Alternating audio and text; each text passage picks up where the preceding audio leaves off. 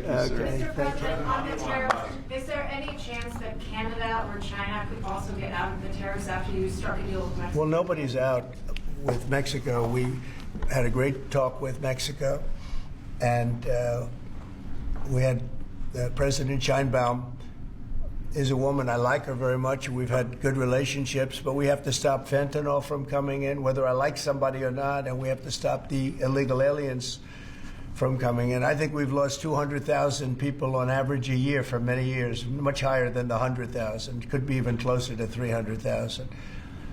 And they've agreed to put in 10,000 soldiers permanently, like forever, 10,000 soldiers at their side of the border and stop fentanyl and illegal aliens from coming into our country. They have a big incentive to do.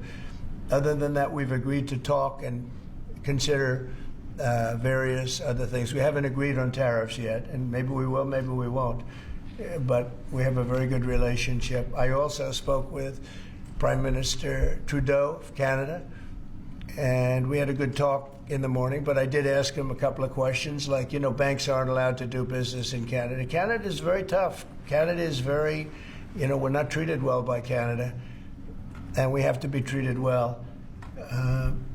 Banks are not, as an example, allowed to. You know that banks, American banks, are not allowed to do business in Canada. Can you believe that? And that's one of many things, and we talked about it, and I think we'll win most of the subjects. But for some reason, a lot of things have been very unfair with Canada. I noticed that in the first term. You deal with people, and after a while you begin to realize, like you learn that Larry Ellison's very tough to do business with, okay?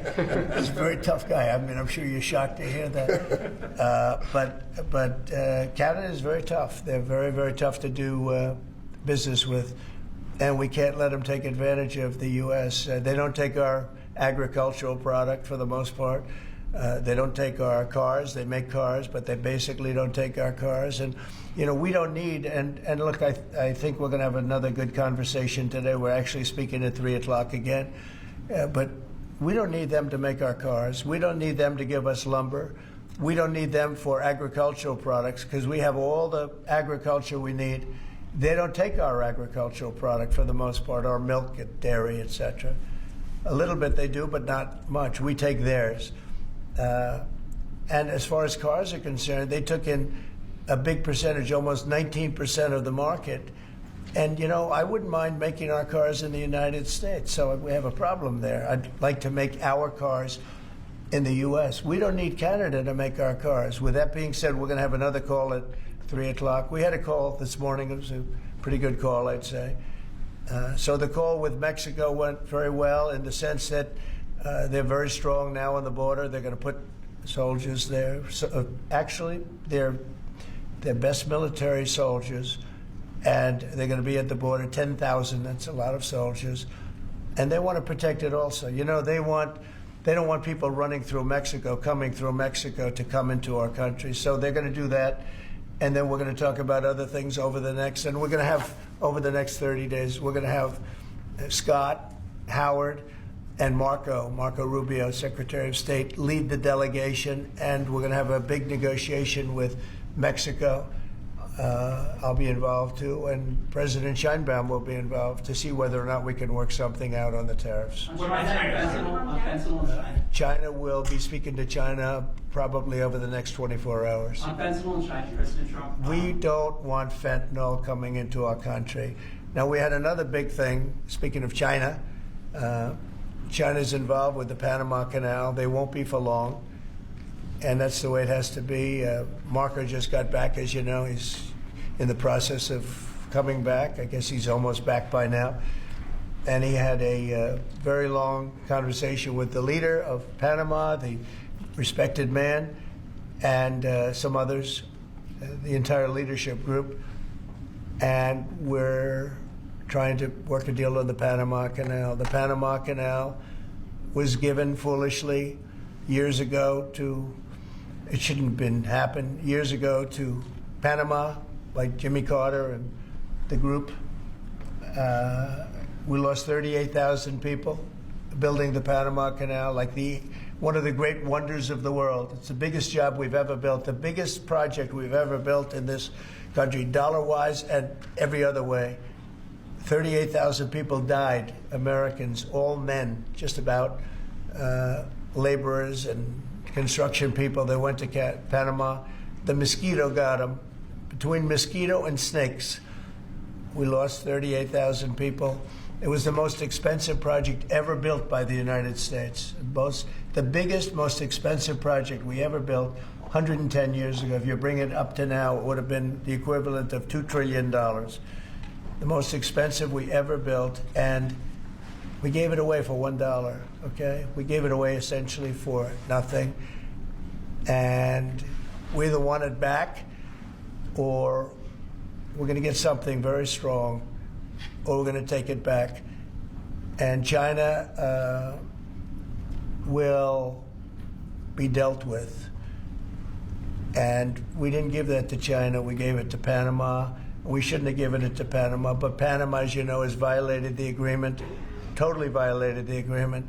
So that's in the process right now. But they did have a very good meeting with the head of Panama. In addition to tariffs on China, could you say your current thinking about whether China should be forced to pay reparations both for fentanyl deaths and the million COVID No, I haven't talked about that, but they do have tariffs. Honestly, nobody, the amount of money that was lost and most importantly, the lives lost because of COVID is not something that anybody could ever even imagine. It's probably $60 trillion, and all the countries in the world don't have $60 trillion. The amount of death and the amount of destruction and the amount of money lost is probably $60 trillion. I had it figured by people about 3 months ago. I just said, figure it out. Nobody knows what the real number is, but it's almost an infinite number, the damage done. But I have not discussed that. What I have discussed is we'll have some good meetings with China. We have meetings planned, and we'll see what happens. But that was just an opening salvo. If we can't make a deal with China, then the tariffs will be very, very substantial. Okay, I'm going to sign this one. Sir, this is, you've obviously made making America healthy again a key priority of this administration. A key component of that is obviously heart health. This is a ceremonial proclamation declaring the month of February to be National Heart Month. Okay. I hear we're doing very well with nominations. We'll see, but it looks like we're doing very well with nominations. Mr. President, have you been involved with calling senators who had some concerns about Tulsi Gabbard or Yes. RFK? Yeah, I've gotten great response. And they want to do what's right, and we've had a good response. I think we'll do well. We have great people like this. We have great, great people coming in. I think I'd like to say the best ever recruited for government. I think we have the finest people ever recruited for government. Will it take an active Congress? And you know what? You're starting to see that because we've done more in 2 weeks than Biden's done in 5 years, 6 years. They could be here between him and Obama. You add it up, okay? We've done more in 2 weeks than they've done in 12 years. Will it take an active Congress to do away with USAID, or do you believe you have? I don't know. I don't think so. No, we've not when it comes to fraud. If there's fraud, these people are lunatics. And if it comes to fraud, you wouldn't have an active Congress. And I'm not sure that you would anyway. But we just want to do the right thing. It's something that should have been done a long time ago. It went crazy during the Biden administration. They went totally crazy, what they were doing. And the money they were giving to people that shouldn't be getting it, and to agencies and others that shouldn't be getting it, was a shame. So they're tremendous fraud. But we'll be doing a report. We'll be giving you that report at the appropriate time. You know, in the first term, though, USAID was something that you liked in some respects. I love the concept of it. Yeah, As a program. Sure. I love the concept, but they turn out to be radical left lunatics. And the concept of it is good, but it's all about the people. Mr. President, you said you also want to impose tariffs on the EU. What kind of tariffs are you thinking about? Well, we have massive deficits with the European Union, massive, like $350 billion, if you can believe it. They don't take our farm product.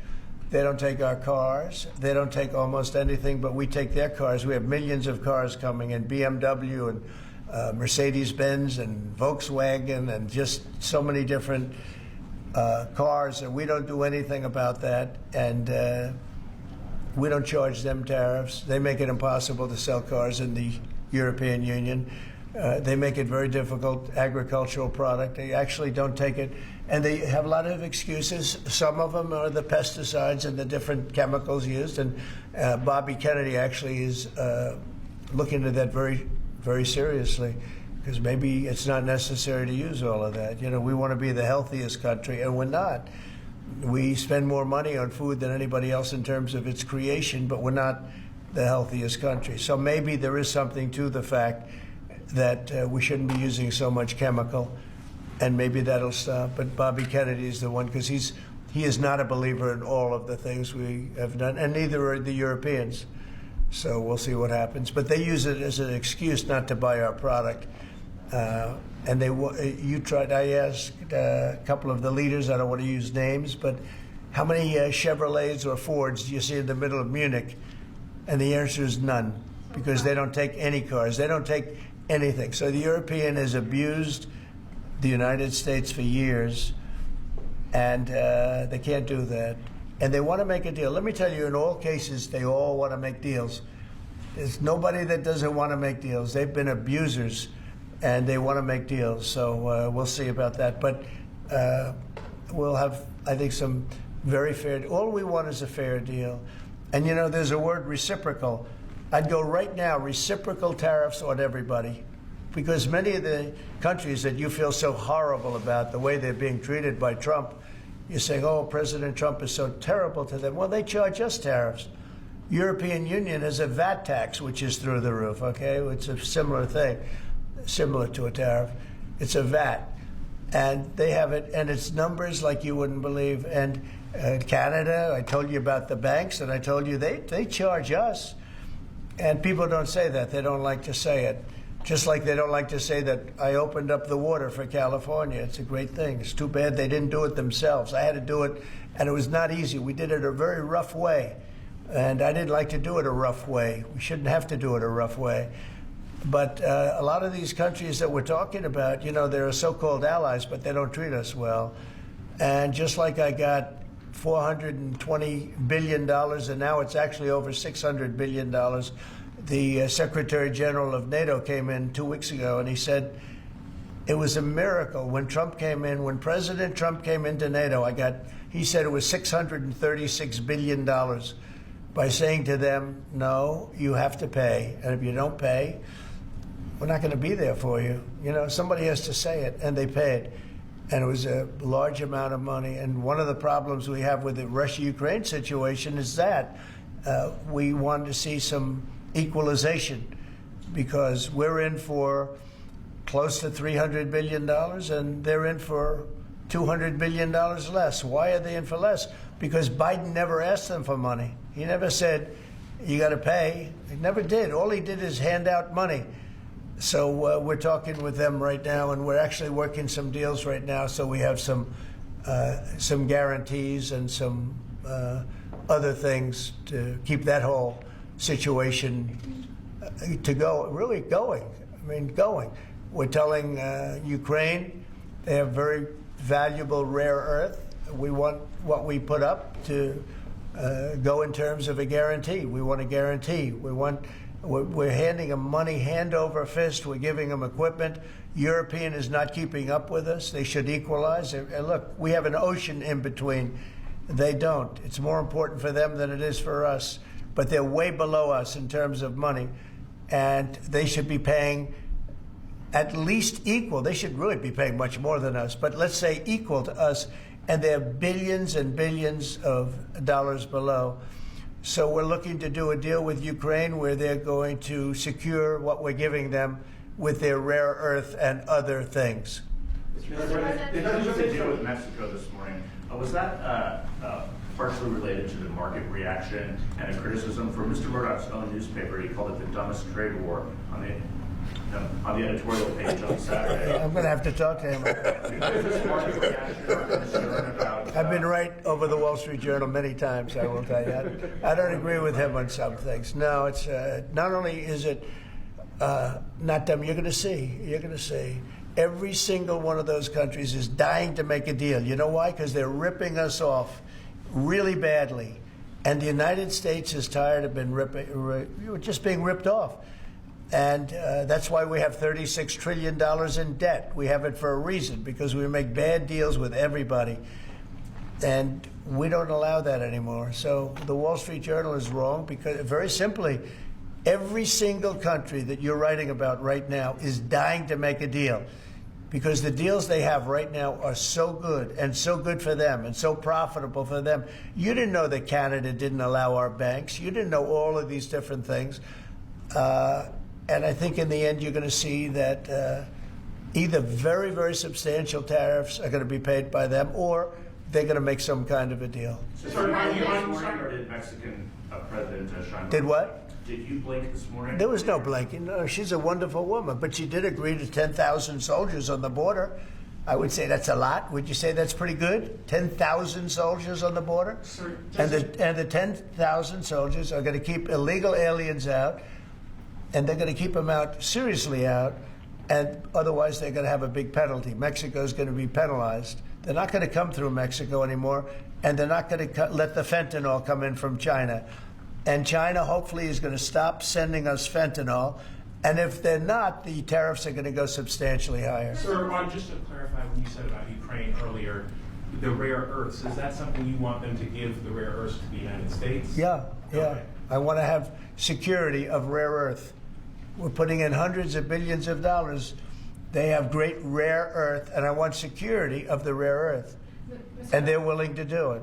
Sir, Mr. you mentioned earlier that President, Elon on Musk- Canada, when you talk to Justin Trudeau again, is there anything he can give you at 3 p.m. when you talk again to also I don't know. pause, I don't know. like you said with Mexico? I don't know. We have big deficits with Canada, like we do with all countries. I mean, I look at some of the deals made, I say, who the hell made these deals are so bad? But with Canada, I have a talk with him, and you maybe know or maybe not. We're going to meet again or talk again at 3 o'clock, right after my next meeting, and we'll see what happens. I can't tell you what's going to happen. You mentioned that he could agree to change your mind on the tariff? Well, we can always, look, what I'd like to see, Canada become our 51st state. We give them protection, military protection. We don't need them to build our cars. I'd rather see Detroit or South Carolina or any one of our, Tennessee, any one of our states build the cars. They can do it very easily. We don't need them for the cars. We don't need them for lumber. We don't need them for anything. We don't need them for energy. We have more energy than they do. We don't need them for energy. So I say, why are we doing this? Why are we willing to lose between $100 billion and $200 billion a year? We don't need them. As a state, it's different. As a state, it's much different. And there are no tariffs. So I'd love to see that, but some people say that would be a long shot. If people wanted to play the game right, it would be 100% certain that they'd become a state.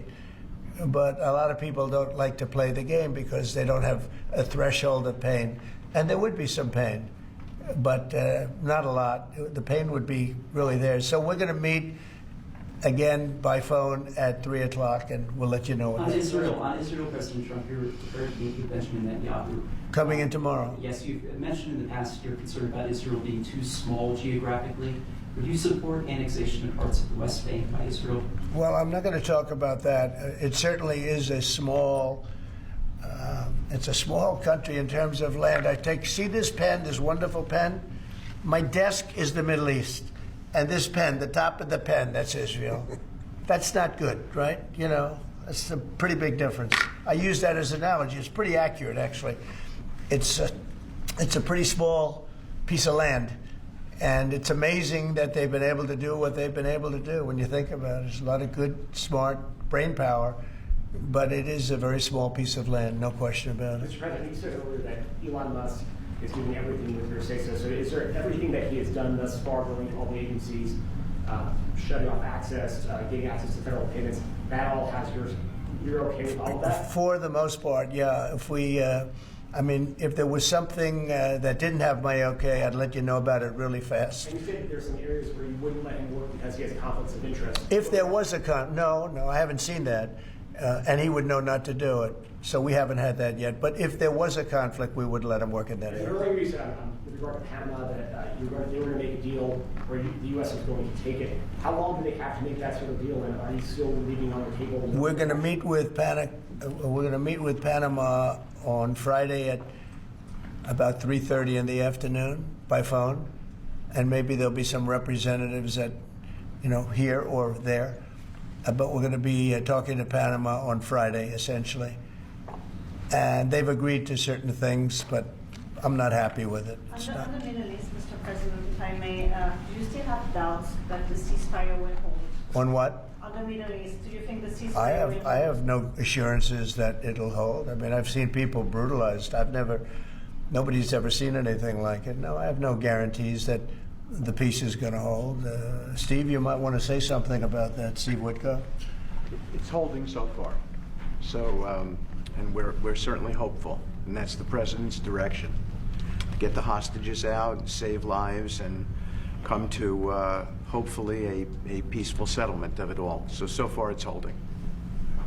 Mr. President, on a different topic, questionnaires have been going out to FBI agents across the country who were involved potentially in the investigation. Do you believe anyone involved at any level should be fired, sir? Well, I think the FBI was a very corrupt institution, and I'm a victim of it in a true sense. I was able to beat it, but other people have been treated horribly. I think the FBI had a great reputation. I think its reputation was really damaged badly, as is DOJ. Look at what they've done in terms of weaponization. Look at what they've done to a political opponent. Probably got me elected by what they did, or I think I was doing well anyway, but they might have got me elected. But you know what? We have to have pristine, beautiful, perfect law enforcement. And what we want to do, and Cash is the one to do it. He's the one guy that is going to do it. We have to bring the reputation of the FBI. We have to bring the fact of the FBI back to what it could be. Not even to what it was, even better than it ever was. Because who would have thought that the FBI could have been corrupted like they were corrupted? Who would have thought that would have happened? Who would have thought they would have been used to go after, political opponents, essentially, but me being the number one, and so many other things beyond that. And they've been hurt very badly, and we'll see what happens. But Cash is the one to do it, and I hear he's doing very well. Cash will straighten it out. We have great confidence that we can make the FBI great again.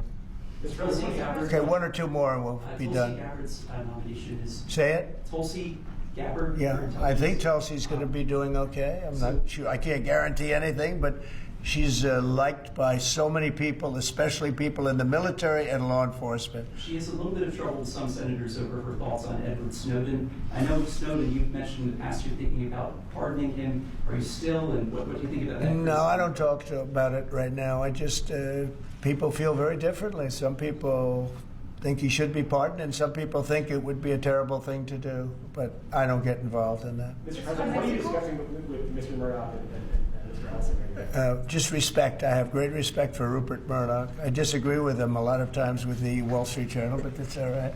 We've disagreed before, and I'm sure they didn't have any idea what they were talking about, because already you see what's happening. Look at Colombia. Look at what happened with that. Everybody said that with Colombia it was going to be a disaster. In 1 hour, everything was settled. You know why? Tariffs. Without tariffs, they wouldn't have been the same way. They would not have treated me the way they treated me, which was extremely nicely. And I don't want to use countries, I don't want to use names, but tariffs are very powerful, both economically and in getting everything else you want. Tariffs for us, nobody can compete with us because we're the pot of gold. But if we don't keep winning and keep doing well, we won't be the pot of gold, and then tariffs won't be so good for us. But when you're the pot of gold, the tariffs are very good. They're very powerful, and they're going to make our country very rich again. Thank you very much, everybody. Thank you, guys. Thank you, guys. Let's go. I don't know. Thank you, guys. Let's go. How is the market doing? Hey, guys. Thank you, guys. Thank you, guys. Let's go. It did? I don't know. I don't think about it. Thank you.